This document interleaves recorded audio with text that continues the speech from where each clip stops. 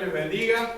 Efesios capítulo 5, comenzamos el domingo pasado y vamos a ir transitando en esta mañana y vamos a estar desde los versículos 13 hasta el 21. Versículos 13 hasta el 21, el centro de este capítulo.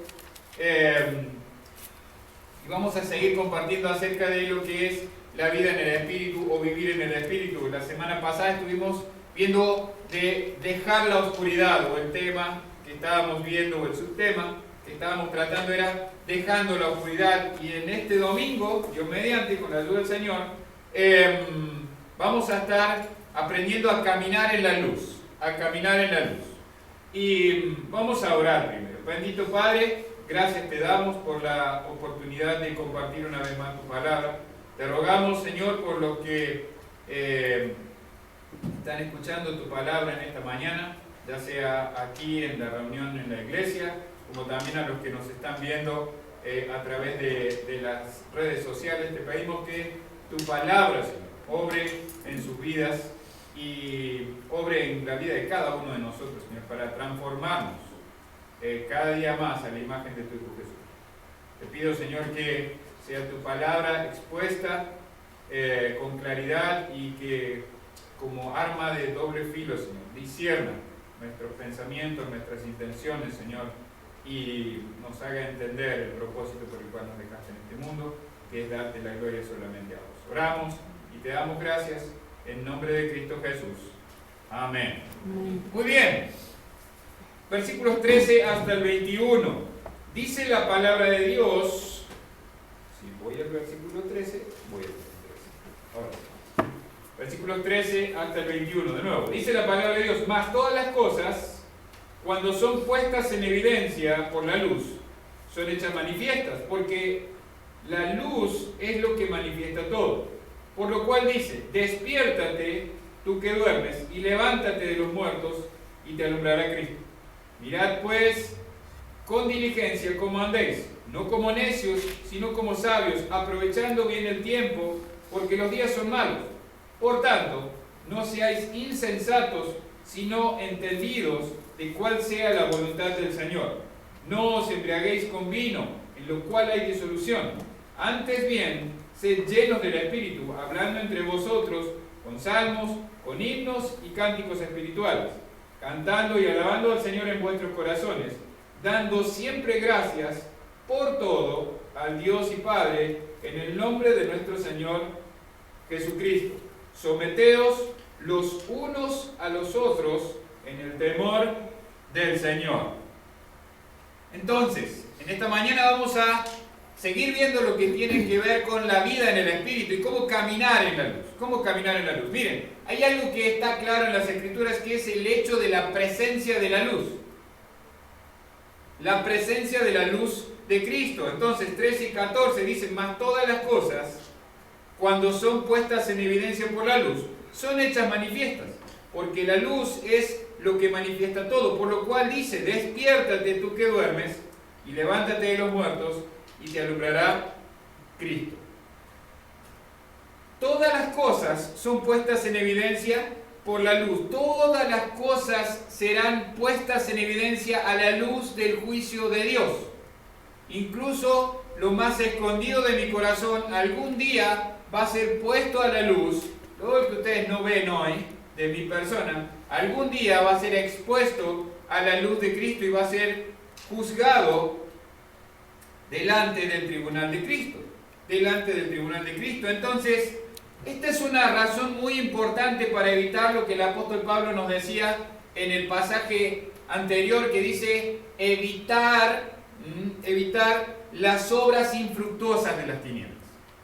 Evitar las obras infructuosas de las tinieblas. Están destinadas a ser expuestas. Todas esas obras van a ser expuestas algún día. Todas esas obras van a ser expuestas algún día. Y además, otra razón muy importante es que no producen ningún fruto a nuestra vida.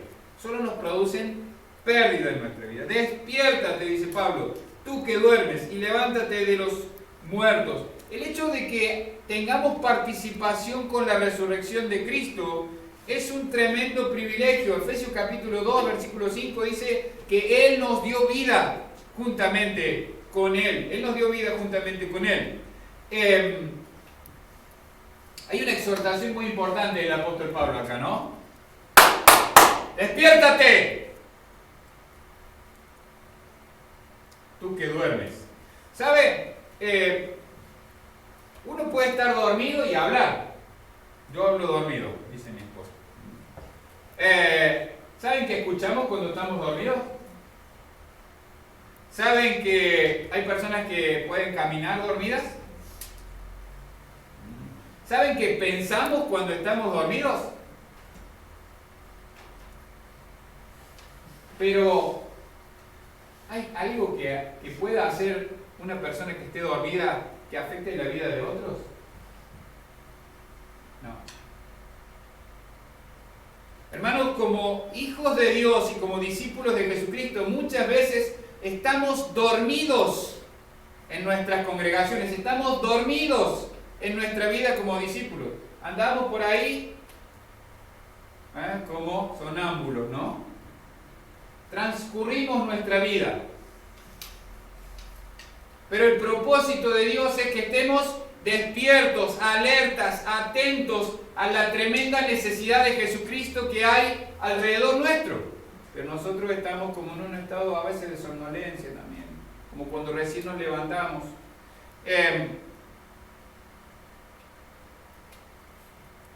Como cómodos, esa sería la palabra. A veces estamos demasiado cómodos en nuestra camita o en nuestro silloncito, y justamente lo que Dios quiere para nuestras vidas es todo lo contrario.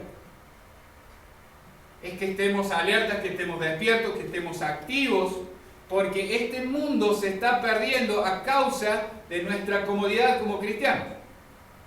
Bueno, yo soy salvo, tengo mis hermanos de la iglesia, y bastante acá, suficiente.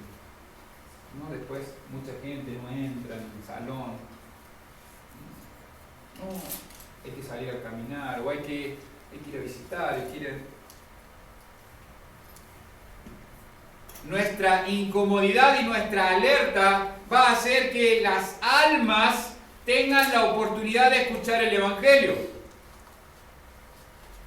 Podemos llegar a entrar en un estado de adormecimiento, hermanos, en el que no nos importe si las almas se pierden o se salvan.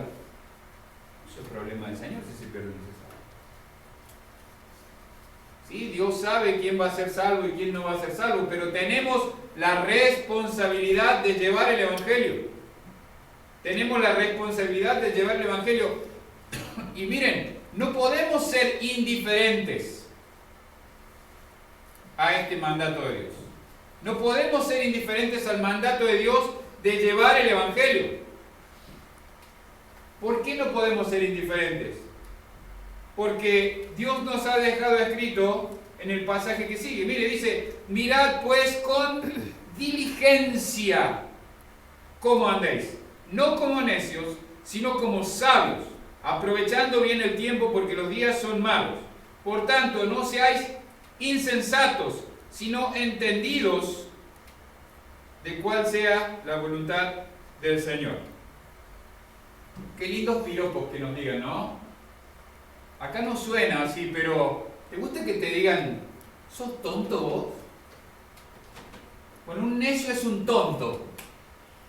Un insensato es uno que toma una decisión equivocada a unas sabiendas de que está equivocada. Pablo está siendo bien duro con los hermanos de la iglesia de Éfeso. Acá le dice: mirad pues con diligencia. La diligencia, ¿saben qué es? No es la carreta esa grande con los caballos del oeste. No, eso no. Sí, también es una diligencia. La diligencia es justamente lo contrario de la negligencia. Es estar prestos, es estar atentos, es estar listos. Andar con diligencia. No como necios, sino como sabios. Una y otra vez estamos pidiéndole a Dios: Señor, danos sabiduría, Señor, Señor, queremos tu sabiduría, por favor, Señor, que venga tu sabiduría. 66 libros de sabiduría te ha dejado Dios, pero vos seguís pidiéndole a Dios sabiduría. A ver, ahí viene. No viene. 66 libros. Ser sabio, la sabiduría de Dios viene a través de escudriñar las Escrituras. Es lo que Jesucristo dijo.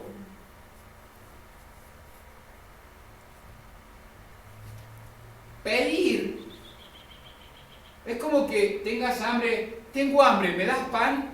Sí. Toma, acá tenés el pan. ¿Me das pan? Ahí está el pan. ¿Me das pan? Así somos los cristianos. Pedimos sabiduría. Pedimos sabiduría. Y ahí está la sabiduría.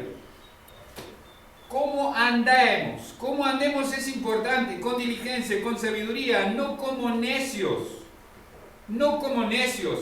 La idea de la necedad está asociada en el contexto del pasaje a la borrachera, a la falta de sensatez que produce el alcoholizarse.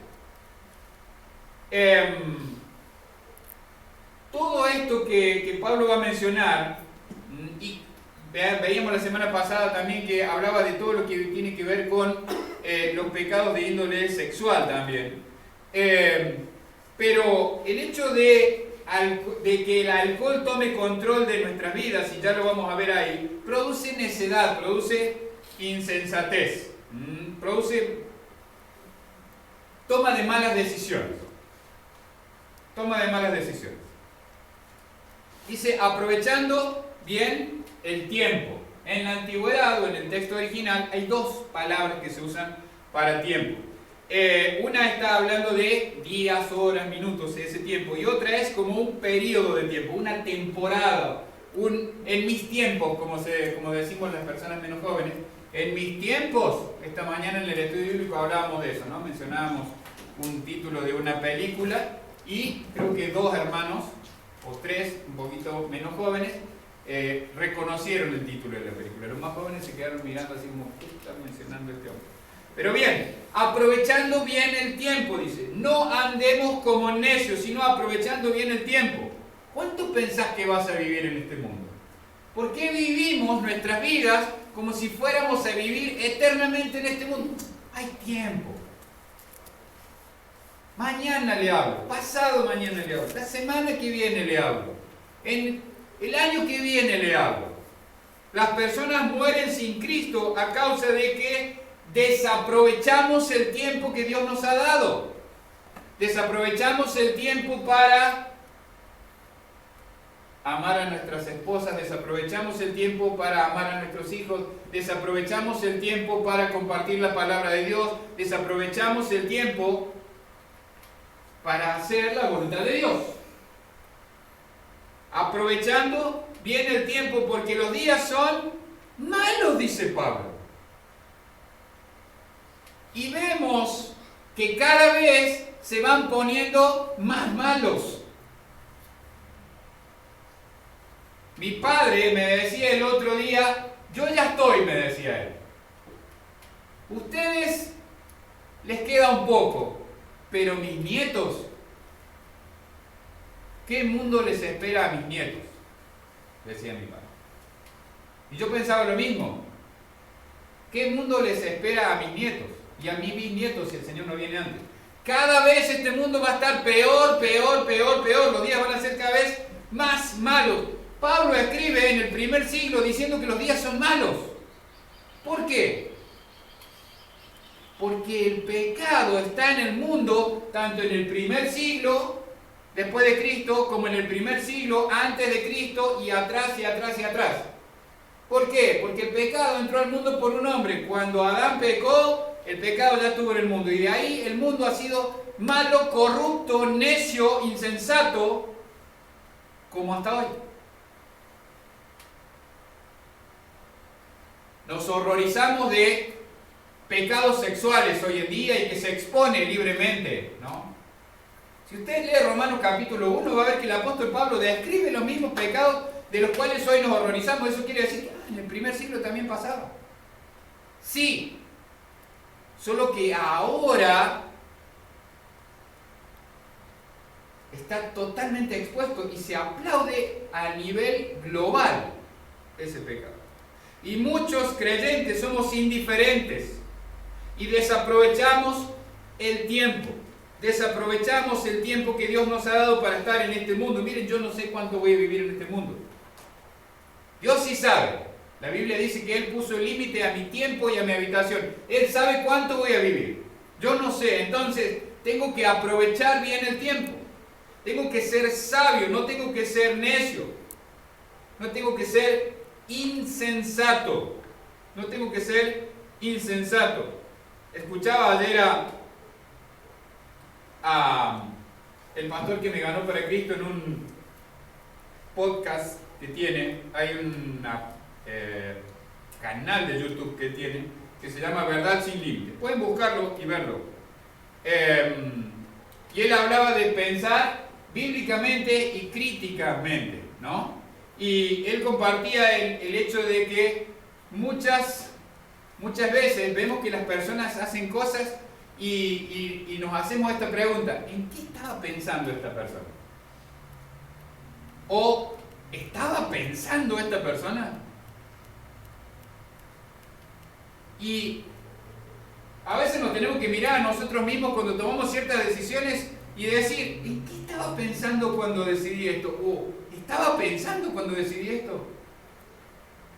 Dios tuvo algo que ver en esta decisión en mi vida, aprovechando bien el tiempo, porque los días son malos.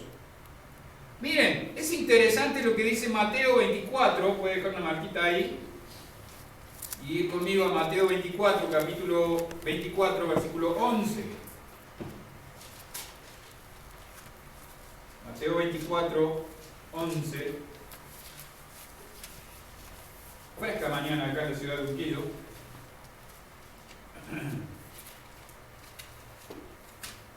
Dice: y muchos falsos profetas se levantarán y engañarán a muchos, y por haberse multiplicado la maldad, el amor de muchos se enfriará. ¿No les está resultando similar a estos días?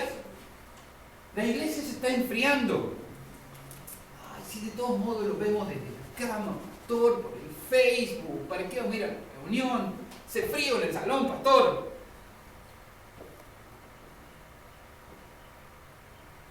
Así nos vamos adormeciendo. Así nos vamos adormeciendo. Seguramente estamos entrando a estos tiempos, ¿no? De los que el Señor hablaba.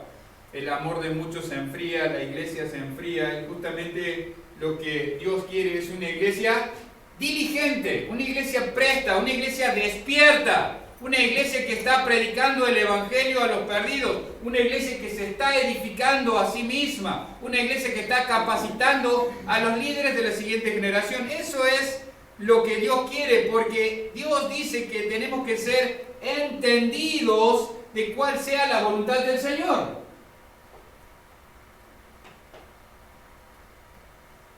Dice: si no entendidos, no sean insensatos, sino entendidos de cuál sea la voluntad del Señor. No sé qué es lo que Dios quiere, pastor. La verdad no tengo ni idea de lo que Dios quiere. Dios no me habla. ¿Cómo que no te habla? A mí me habla, cada mañana me habla. ¿Te mando un WhatsApp? ¿No? Me habla. Y te puede hablar a vos. ¿Querés saber la voluntad de Dios? Acá está. Sí, pero eso pasó hace muchos siglos, pastor. Aplica a tu vida, porque Él lo escribió para tu vida, para mi vida. Tenemos que ser entendidos de cuál es la voluntad de Dios. Nuestro entendimiento de la voluntad de Dios viene a través del entendimiento de la palabra de Dios y del conocimiento de su palabra. Yo no voy a poder saber cómo quiere Dios que viva si no leo la palabra de Dios. ¿Está mal que me emborrache, pastor? ¿Es la voluntad de Dios que me emborrache? Bueno, veamos qué dice la palabra de Dios. Miren, versículo 18. Dice: no os embriaguéis con vino, en lo cual hay disolución. Antes bien, sed llenos del Espíritu Santo. Ah, bueno, pastor, pero yo no tomo vino. No importa. El asunto no es la bebida, el asunto es lo que produce la bebida, el embriagarse, no os embriaguéis, el contraste de la conducta habitual en el mundo con la conducta del creyente. Hay una contraposición entre embriagarse y todo lo que trae la embriaguez con la llenura del Espíritu Santo. O constantemente ser lleno del Espíritu Santo. Ser lleno del Espíritu Santo no es un evento espectacular y único que sucede. ¡Wow! Listo, lleno del Espíritu Santo. Algo sobrenatural que va a caer una vez sobre tu vida y ya va a estar. No, es un proceso a través del cual el creyente camina con el Señor y está siendo permanentemente llenado. ¿Y cómo se hace eso, pastor? Primero, dejando las cosas de este mundo. Pablo lo explicaba en el pasaje anterior. Para poder ser lleno del Espíritu Santo, no hay que estar embriagado por las cosas de este mundo. ¿Por qué? Porque las cosas de este mundo, ¿saben lo que traen? Justamente lo que dice Pablo. Disolución, pelea, divisiones. Mire, hay muchos textos bíblicos. Hay muchos textos bíblicos. Pero les voy a leer algunos. Proverbios 21 dice: el vino es escarnecedor, la sidra alborotadora, y cualquiera que por ellos yerra no es sabio. Proverbios 23, 29 al 33 dice: ¿para quién será el ay? ¿Para quién el dolor? ¿Para quién las rencillas? ¿Para quién las quejas? ¿Para quién las heridas en balde? ¿Para quién lo amoratado de los ojos? Para los que se detienen mucho en el vino, para los que van buscando la mistura. No mires al vino cuando rojea, cuando resplandece su color en la copa. Se entra suavemente, mas al fin como serpiente morderá, y como áspid dará dolor. Tus ojos mirarán cosas extrañas, y tu corazón hablará perversidades. ¿Han visto alguna vez a una persona muy alcoholizada tomar decisiones sensatas? ¿Decisiones sabias? No. De ninguna manera. ¿Saben? La bebida alcohólica no solo daña a uno mismo, daña a tu entorno. ¿Saben que entre otras cosas, ¿no? El alcoholizarse es una de las causas de muerte más importantes del mundo? Y no solo de muerte por alcoholizarse, sino muertes a causa del alcoholizarse. O de daños a la propiedad por alcoholizarse. O de pérdidas en las empresas por empleados que se alcoholizan. Dios dice que no a eso. Dice: antes bien sed llenos del Espíritu Santo. El estado de estar lleno del Espíritu Santo se contrasta con el estado de ebriedad. El alcohol es un depresivo. La llenura del Espíritu Santo es justamente todo lo contrario. El alcohol, ¿qué te hace?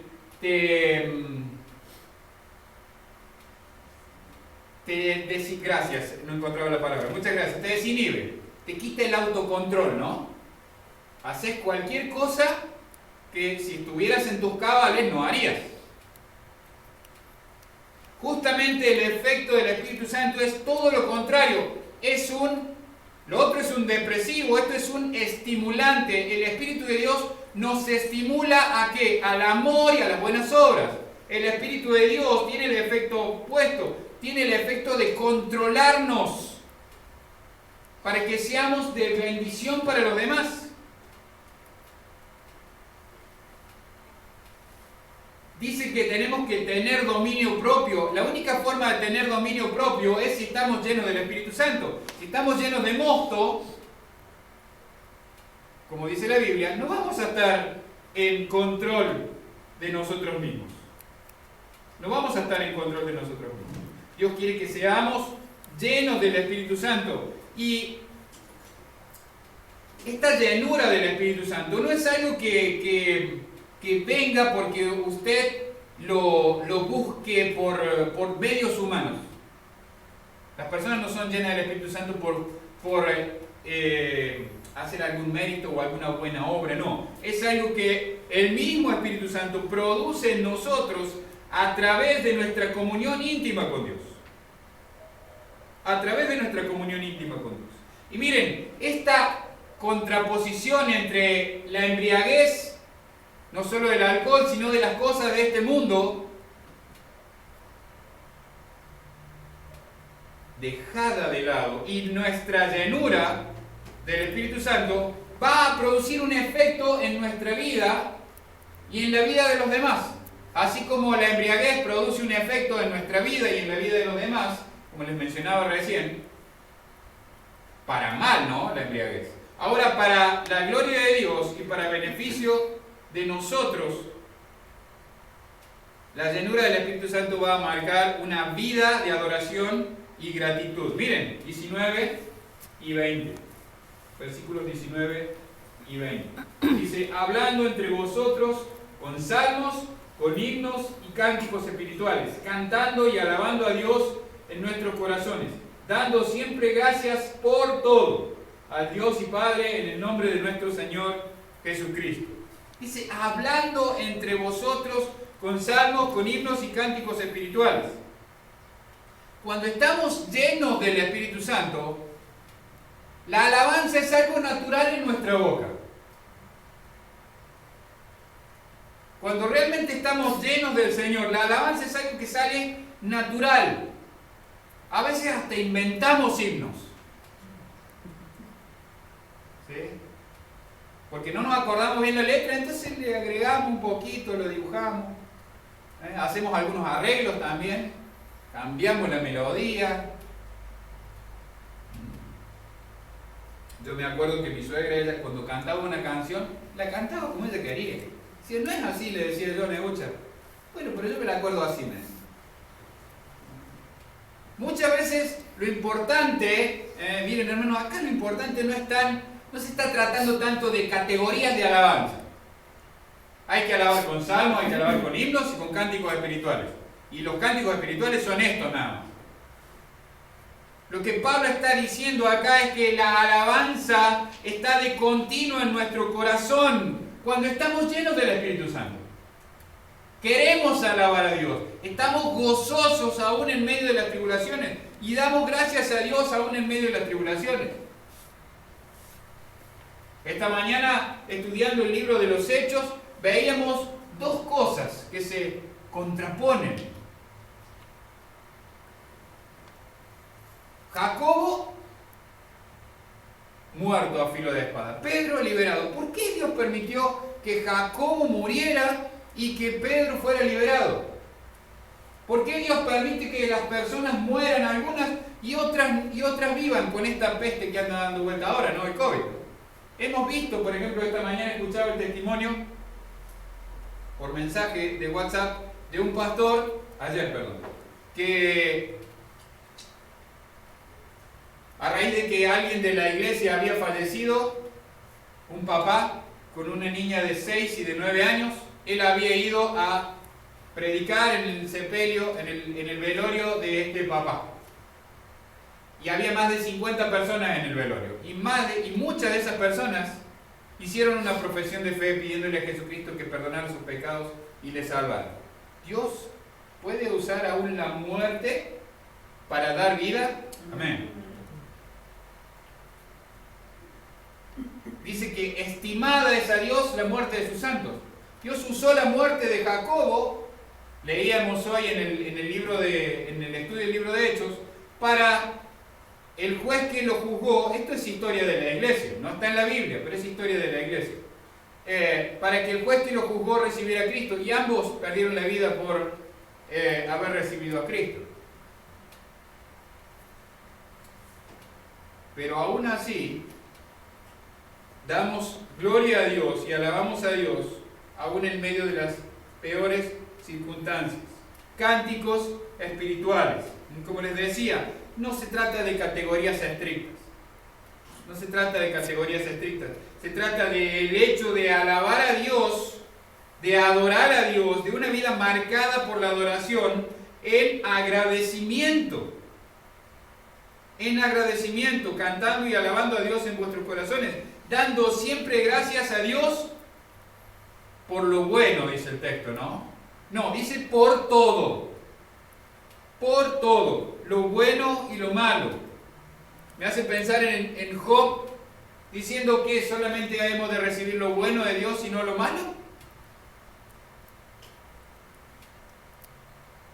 Así como vine, así me voy a ir. Voy a parafrasear a Job. No me llevo nada de este mundo. Vine desnudo y me voy desnudo. No me llevo nada de este mundo. Dejo todo en este mundo.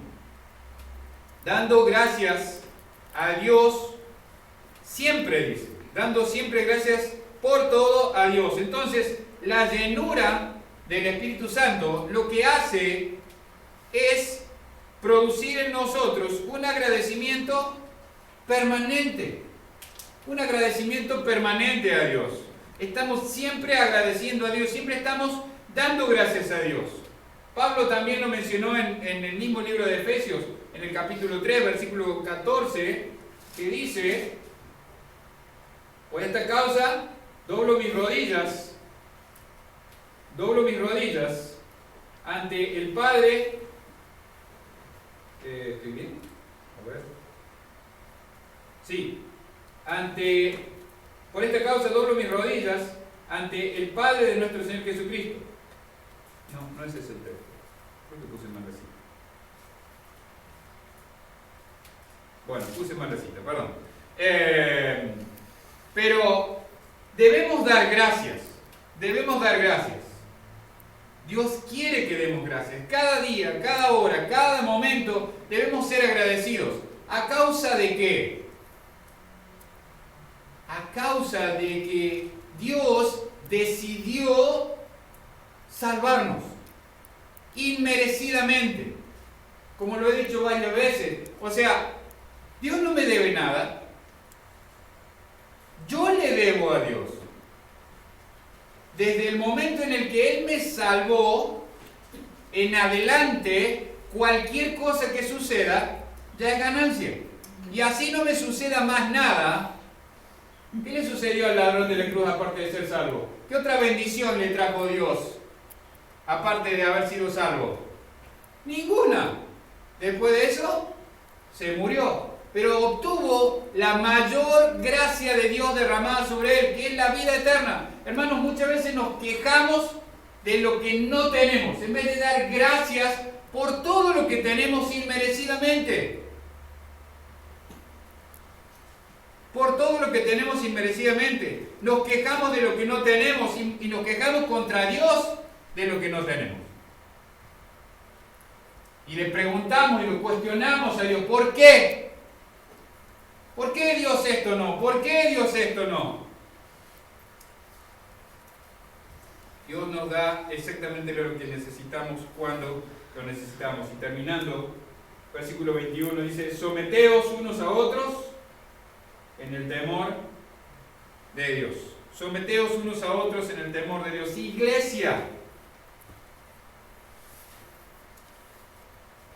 Esto aplica a nosotros. Está escrito en el contexto de una iglesia, pero también aplica a las relaciones interpersonales. Someteos unos a otros en el temor de Dios. Someterse significa literalmente estar bajo el mando, bajo el rango de un superior. Eso significa la palabra someterse. ¿Sí? El capitán está sobre el teniente está sobre el sargento sobre el cabo, y el cabo, espero haber dicho bien los rangos militares. Si hay algún militar por ahí que me corrija, no hay problema. Sobre el soldado raso. Y se someten a la autoridad. Acá Pablo dice: someteos unos a otros en el temor de Dios. Someteos unos a otros. Lo que significa es que me someto a mi hermano así como él se somete a mí. No es que haya rangos entre nosotros en la iglesia. Todos somos iguales ante Cristo. Pero aún así, considero al otro ¿Recuerdan este texto? Considerando al otro como superior a mí mismo. Pero ¿cuál es nuestra actitud en general? Justamente todo lo contrario, ¿no? ¿Qué sabe? ¿A qué sabe soy yo? Yo soy el pastor. Está aprendiendo. ¿Sabe lo que le falta? Aún así Dios dice que me someta a mi hermano y que mi hermano se someta a mí. Pablo está siendo inspirado por Dios y compartiéndonos. Tengo mis manos hoy que no pueden tocar nada, se me escapan las hojas.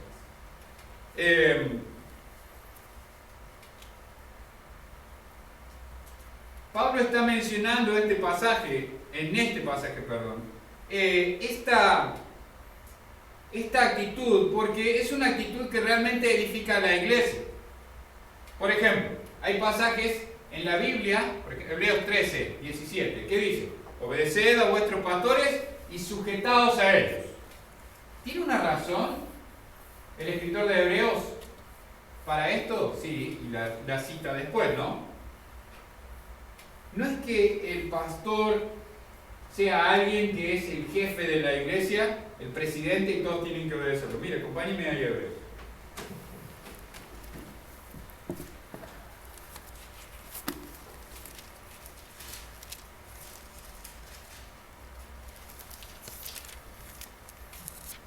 Dice, Hebreos 13, 17, obedeced a vuestros pastores y sujetaos a ellos, y acá está la razón, porque ellos velan por vuestras almas como quienes han de dar cuenta, para que lo hagan con alegría y no quejándose, porque esto no es provechoso. ¿Para quién no es provechoso? Para el pastor. ¿Saben que ustedes cuando no se sujetan al pastor, lo hacen pecar al pastor? Porque el pastor se queja. Le trae aflicción. El hermano que no se sujeta le trae aflicción al pastor. ¿El pastor qué hace? Es un ser humano igual que usted. Se queja. Otra vez este hermano Lucas hermano Rodríguez, otra vez. Le dije, se lo dije. ¿Por qué? Y ahí empiezan los por qué. Al Señor, ¿no? ¿Por qué, Señor? Entonces, no es provechoso para el pastor y debemos sujetarnos a él porque él va a dar cuenta por nosotros. Es una tremenda bendición estar ministrando en dos obras, pero también es una tremenda responsabilidad ministrar en dos obras. Voy a dar cuenta de un grupo de hermanos muy grande delante del príncipe de los pastores. Cada acierto y cada error voy a tener que dar cuenta. Entonces, la acción práctica de someternos unos a otros tiene que ver la idea de trabajar realmente como un equipo, como un cuerpo. Ustedes imagínense al dedo que diga, no, yo no me voy a sujetar a la mano. Yo voy a hacer la que yo quiera. Y salgo el dedo solo para allá, como loco. O el brazo dice, no, yo no me sujeto mal. Acá al hombro. No, chao, yo me voy a hacer la mía. ¿Qué sabe el hombro para dónde me tengo que quedar? Somos un equipo, somos más que un equipo, somos un organismo vivo, hermanos. El discípulo de Jesús no debe ser desconsiderado con los demás. ¿Cómo muestro que soy considerado con los demás? Sometiéndome al otro. Debo pensar en los demás, debo amar a mi prójimo como a mí mismo. El discípulo de Jesús no debe ser individualista. El discípulo de Jesús nunca debe ver por sí mismo. Debe ver por los demás. Debe tener una actitud de ser parte del cuerpo, hermanos. Esa es la actitud del discípulo de Jesús. Debe tener una actitud amorosa hacia sus hermanos y hermanas de la iglesia. Debe estar feliz cuando a alguien le va bien. La Biblia dice que nos tenemos que alegrar con los que están alegres y que tenemos que dolernos con lo que la están pasando mal y ayudar a soportar las incomodidades de lo que la están pasando mal.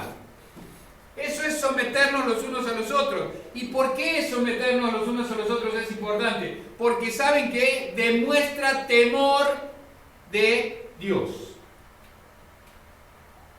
Demuestra en mi vida que realmente soy temeroso de Dios. Pablo dice, someteos los unos a los otros, de vuelta al versículo 21, en el temor de Dios. Mi esposa se somete a mí y yo me someto a mi esposa. Ajá, eso no les gusta mucho a los maridos. Siempre nos quedamos con el texto que está ahí, que sigue adelante. Esposas, sujétese a su marido. La Biblia dice que tenés que estar sujeta. Muchos esposos hacen eso, ¿no? Acá dice, mirá, tenés que estar sujeta porque yo soy la cabeza. Y el que está más arriba, que dice que vos tenés que dar tu vida como Cristo la dio por ella. Si no lo pongamos. Entonces, esposas se someten a sus maridos como al Señor, hijos obedecen a sus padres porque esto es bueno, siervos son obedientes a sus amos porque están obedeciendo al Señor. Todo tiene que ver con el temor del Señor. Todo tiene que ver con realmente mostrar ese respeto reverente. Este temor no es miedo, hermano. No tenemos miedo de Dios. El miedo es algo que el diablo está haciendo.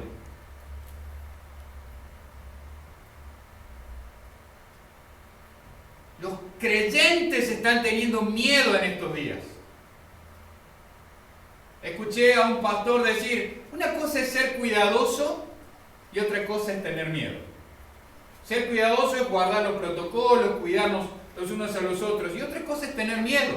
El miedo paraliza. El miedo es lo que el diablo hace. Usted piense en esto. Pedro escribió que el diablo anda como león rugiente buscando a quien devorar. ¿Sí? Veía la otra vez un video de esos, de un niñito parado en un zoológico. Hay un vidrio importante, del otro lado hay un animal feroz, digamos, ¿sí? No me acuerdo si es un tigre o una cosa así. Y el niñito está parado contra el vidrio mirando al tigre, pequeñito, ¿no? Y el tigre viene corriendo y se para con sus patotas contra el vidrio. El niño se asusta y se cae sentado. Yo también me hubiera asustado. Eso es miedo. ¿Podía hacer algo ese tigre? No, el vidrio es tan grueso que no puede pasar, no hay forma que lo rompa. Pero es miedo, eso es lo que el diablo hace, produce miedo en nuestras vidas. El temor de Dios produce acción en nuestras vidas. El miedo produce insensatez, produce necedad. El temor de Dios produce diligencia, hermanos. El temor de Dios produce diligencia. Entonces, el someternos los unos a los otros es por respeto a Dios y al Padre. No es por ser amable con el otro, no es por una cuestión de amabilidad social, es porque Dios demanda de nosotros ese amor. Este temor de Dios es compatible con el amor, porque realmente muestra que amamos a Dios como Él nos amó primero. Pastor, pero hay hermanos difíciles de amar. Hay hermanos que es difícil someterse a ellos. Nosotros cuando éramos chicos decíamos espejito rebotín, ¿no? ¿Te miraste en un espejo? ¿Te miraste en un espejo? Sos tan difícil de amar, soy tan difícil de amar como cualquier otro ser humano. Y aún así, Cristo me amó. Entonces, cuando digas, el hermano fulano es difícil de amar, ese no es Cristo, el que está hablando. Ese es tu carne. ¿Sabes qué hay que hacer con la carne? Dejarla en la cruz. Y amar a ese hermano, por más difícil de amar que vos creas que debe ser. No pagamos a nadie mal por mal. Ya le di suficientes oportunidades. ¿qué sería de mí si Jesucristo me dijera, ya te di suficientes oportunidades? Hace rato que estaría frito. Pero somos cristianos y amamos al Señor y lo seguimos y hacemos su voluntad.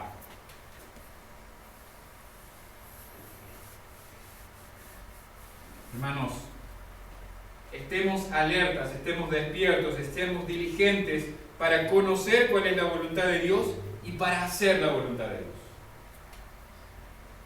Nos sometamos unos a otros en el temor del Señor. Esto va a hacer que realmente la iglesia esté viviendo y esté